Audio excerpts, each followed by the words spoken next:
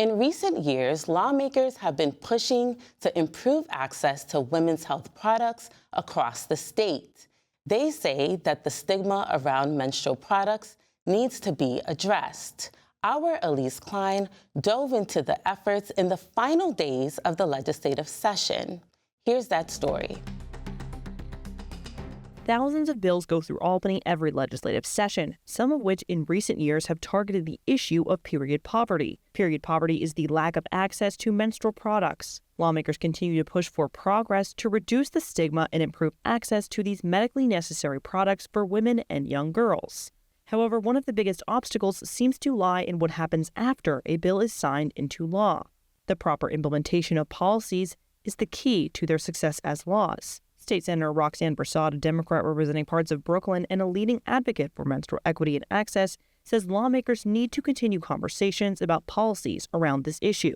We've asked for it to be in the prisons, in the schools, in the shelters, these various places. And, sometimes we hear that it's not there. And so we have to look at what is happening and what is causing the organizations not to have the products readily available. By law, all public K-12 schools in the state are required to provide free tampons and pads to students at no cost to them. This is according to a 2016 New York City local law and a 2018 state law. WMHT found that schools in New York City and numerous cities across the state are not complying. According to a lawsuit by Period Law, the New York City Department of Education, overseeing the implementation of the local 2016 law, consistently failed to deliver on its legal obligation and falsified compliance data.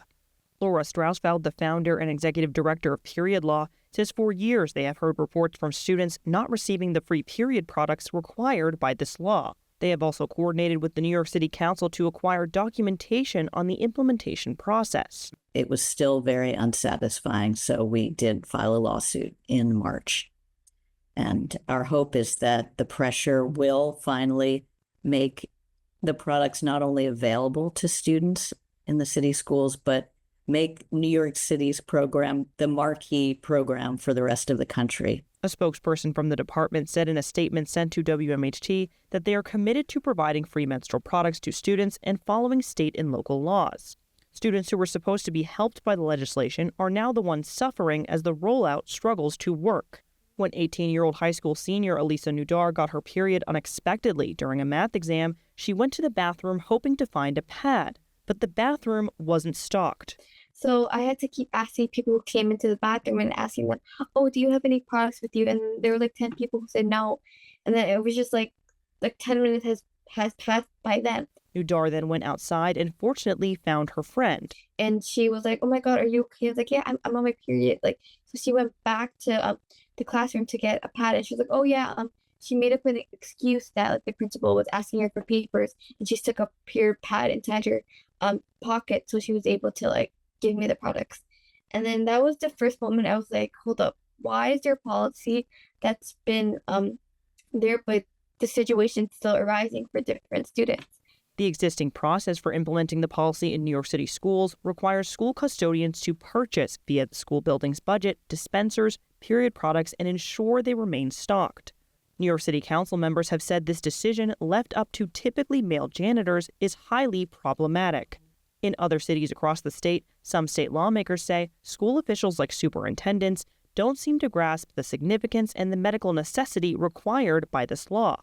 State Senator Michelle Hinchy, a Democrat representing Dutchess County, says she is hearing reports that schools in her district are not complying with the state law passed nearly 10 years ago. Which to me leads exactly to kind of the stigma conversation. And they're not, like some of our superintendents and some of our school districts are not recognizing how important this is. Kingston City School District Superintendent Paul Padalino says he feels pretty certain the 11 schools he manages are complying with the law. We ordered all of the dispensers that we need to, made sure we had supplies. WMHT asked for proof of compliance via the first and most recent purchase orders for the products and dispensers.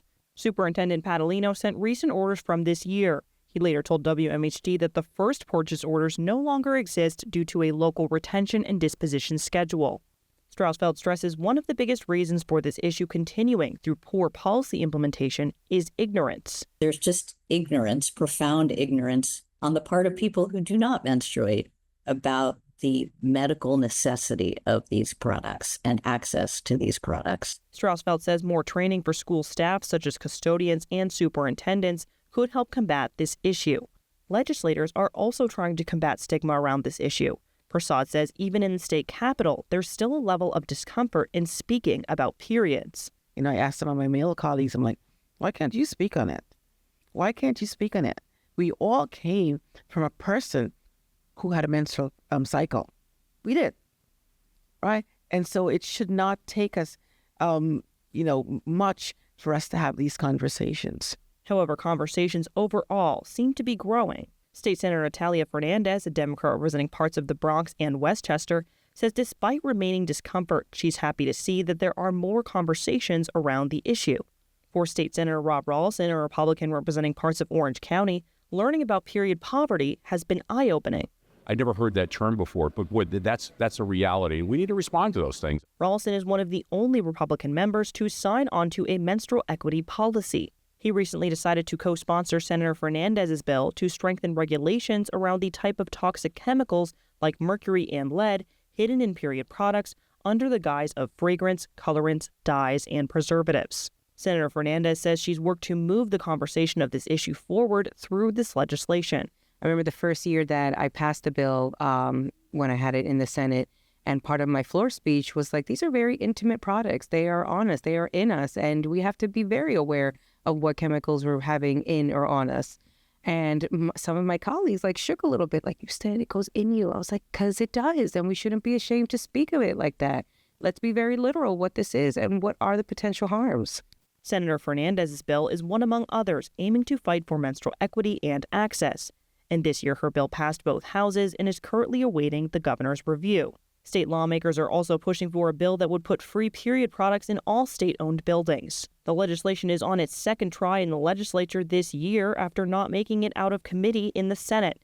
The bill was put on the floor calendar in the Assembly but didn't make it for an actual vote. However, this year, the bill has made it on the calendar for a floor vote in the Senate. Hinchey says the policy could play a large role in combating period poverty. It shouldn't be a question if you walk into a restroom, if you're going to have access to period products in the same way that you walk into a restroom and you expect there to be toilet paper. Advocate Lacey Giroux with the Alliance for Period Supplies says putting period products in public buildings is huge for the menstrual equity movement, especially for individuals who have to miss work or school due to a lack of access to menstrual products. This bill has the potential to really impact period poverty in the state of New York and be able to give people access to places that they may not normally be able to go because they don't have the period products that they need. Hinchey says she is confident the legislation will pass and be signed into law. However, the Assembly version of the bill has yet to be introduced. If the bill does pass before the end of session, the question remains, will it face similar challenges the state faces now with its public school policy? Some menstrual equity advocates say enforcement plays a big role in the success of these kinds of policies. Many lawmakers agree. Senator Hinchey says lawmakers have started to have conversations about schools that are not complying with the 2018 state law. I think we have to engage with SED and figure out a way for them to be engaging with all the schools. I don't know if it's people who are going to investigate, if it's having our school districts to report on what they've done or why there's been challenges. WMHT reached out to the state education department, but they did not respond for comment on enforcement issues. Other advocates add funding is also important when it comes to implementing this kind of larger-scale policy. In states that there's been mandates for period products in schools, but there hasn't been funding that's provided from the states, it's been a big challenge for the schools to actually find money in their budgets to be able to provide those products. Schools aren't the only places facing challenges. In 2019, the legislature passed a bill to mandate free period products in all homeless shelters. Since that time, various shelters have said they keep up with the mandate primarily because of donations. Tracy Pitcher, the executive director of St. Paul Center, says state funding would go a long way. Because that would allow us to cover the expense of other things that aren't covered. Assemblymember Ed Raw, a Republican representing parts of Nassau County and a ranking member of the Ways and Means Committee, says legislators should caution policies without funding attached. Because sometimes one-size-fits-all bills don't always work, but I think I would be generally supportive Hinchey says the fiscal implications are unknown, but if passed, the legislation would be overseen by the state's Office of General Services, which would determine what the cost would be. Lawmakers have 1 week left to pass this bill in both houses before they are scheduled to end this legislative session. However, lawmakers seem determined to continue conversations about these policies and enforcement around existing laws in off-session time. Elise Klein, New York Now.